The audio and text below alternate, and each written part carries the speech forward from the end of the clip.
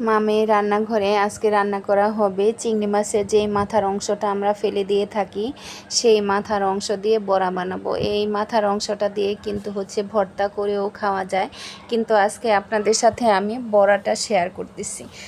তো এই বড়াটা খেতে কিন্তু অসম্ভব পরিমাণ মজা হয়ে থাকে। যারা খেয়েছেন তারা তো জানেন, আর যারা খাননি তারা অবশ্যই আমার রেসিপিটা দেখার পরে খেয়ে দেখবেন আমার কথার সাথে মিল আছে কিনা। তো চিংড়ি মাছের থেকে মাথাটা যখন আলাদা করা হয়েছে, তারপর ভালো করে ধুয়ে নিয়ে পাটায় বেটে এরপর সেই মাথার অংশের সাথে পেঁয়াজ, কাঁচামরিচ, একটু চালের গুঁড়ো, আদা রসুন জিরা বাটা, হলুদ লবণ দিয়ে ভালো করে মাখিয়ে নিয়ে তারপর কড়াইয়ে বড়াটা ভাজতে দিয়ে দিয়েছি। দেখতেছেন যে কত সুন্দর হয়েছে, খেতেও কিন্তু খুব মজা হয়ে থাকে এবং মুচমুচে হয়। এই বড়াটা কিন্তু বিকেলের নাস্তা হিসেবেও খাওয়া যায়।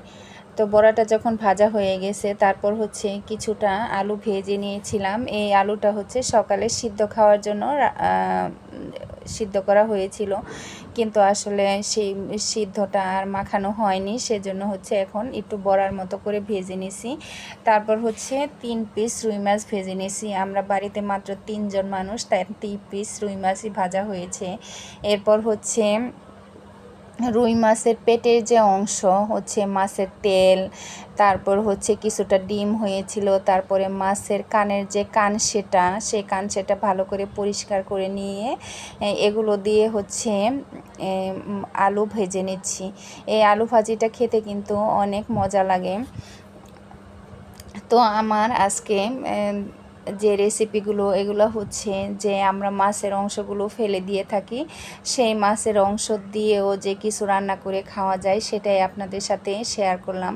অনেকে হয়তো বা খেয়েছেন, অনেকে খাননি। তো আমার ভিডিওটা দেখার পর যদি আপনাদের ভালো লেগে থাকে, তাহলে অবশ্যই রান্না করে খেয়ে দেখবেন। আশা করি সবারই ভালো লাগবে। তো এই যে বড়াগুলো আপনাদের একটু ভেঙে দেখাতে চেয়েছিলাম যে ভিতরের অংশটা কত সুন্দর হয়েছে, কিন্তু গরমের কারণে আর ভাঙতে পারিনি। আজকে আমার এই যে ছোট্ট আয়োজন।